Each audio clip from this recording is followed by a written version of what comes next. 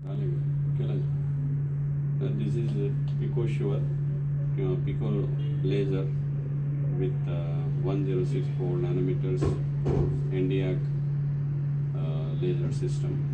Mainly this is used for pigmentary disorders. Pigmentary disorders म्हणजे मग बऱ्याच त्याच्यामध्ये अमिलोइडोसिस, चेहऱ्यावरती जे फ्रेकल्स, बारीक असे तपकिरी रंगाचे टिक्के येतात नाकावरती, गालावरती, आणि in some cases of other PIH cases, post inflammatory hyperpigmentation, ज्याच्यामध्ये जो रंग आहे किंवा मेलॅनिन पिगमेंट जे आहे ते खोल असतं खालच्या थरापर्यंत चमडीच्या. And again some cases of tattoos, जो टॅटू असतो गोंधन वगैरे केलेला किंवा टॅटू काढलेले त्याला देखील वापरलं जातं. So this we have. आणि फक्त याच्यात अशी गंमत असते की पेशंट लेझर म्हणजे जादू. No, it has got you need to do it on a regular basis. Pigment लेवलवरती अवलंबून राहते की किती सेटिंग्स वगैरे, साधारण 3-3, 4-4 हप्त्याला हे सेटिंग्स करायला लागतात. आणि फ्रेकल्स वगैरे ते मे बी सुपरफिशियल असलं तर ते 1-2 याच्यात ते जाऊ शकतं, पण त्याला मेंटेनन्स लागतं. फ्रेकल्समध्ये मी मागाशी म्हटल्याप्रमाणे नाकावर, गालावरती जे ब्राउनिश रंगाचे छोटे असे तपकिरी रंगाचे टिपके येतात ते.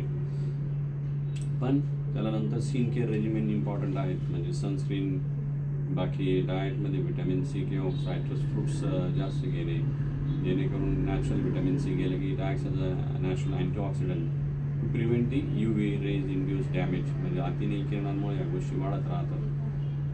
तर ती नंतरची गोष्ट, नंतरची काळजी घेणं आवश्यक राहतं. आणि त्याला यू नीड टू डू दिस. आपण जसं गाडीचं सर्व्हिसिंग करतो, ऑइल चेंज करतो, तसंच हे फ्रेकल्स वगैरेला त्याला अधूनमधून you need maintenance treatment.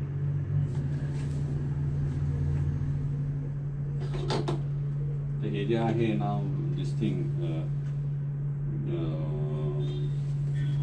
We are doing for amyloidosis. Amyloidosis म्हणजे मॅक्युलर अमिलॉइडोसिसमध्ये पण काळसर रंगाचे दंडांवरती, पाठीवरती, काही पेशंट्सला पायावरती देखील चट्टे येतात.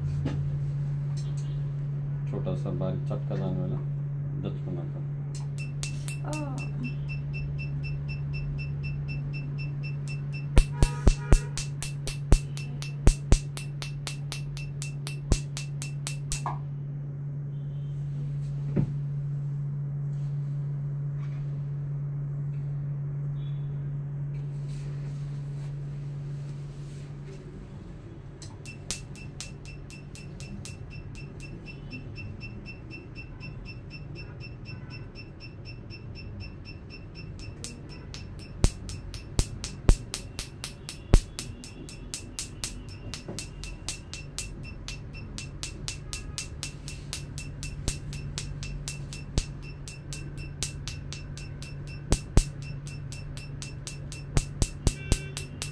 जोडल्यासारखं वाटतंय.